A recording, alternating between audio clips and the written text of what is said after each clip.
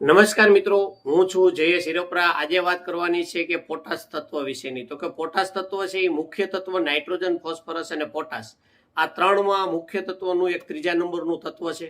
મુખ્ય તત્વમાં આમ જોઈએ એનું કામગીરી તો કે છોડના બંધારણ માટે અને છોડના પકવવા માટે અને એમિનો એસિડ, પ્રોટીન, કાર્બોહાઈડ્રેટ જે પાકમાં વધારવા માટે કામ કરે છે। નાઇટ્રોજનનું પ્રમાણ ઘટી અને વજન વધારવા માટેનું કામ પણ કરે છે। અને જમીનની અંદર થતી વસ્તુ જે કાંઈ હોય કે મગફળી છે, લસણ, ડુંગળી, બટાકામાં એમાં વજન વધારવાનું કામ કરે છે। એટલે પાક ઉપાડવાની જ્યારે આપણે 20-25 દિવસની વાર હોય ત્યારે અલગ અલગ ફોર્મેટના ઘણા બધા પોટાશ આવે છે, એમાંથી કોઈ પણ એક પોટાશ વાપરી શકાય।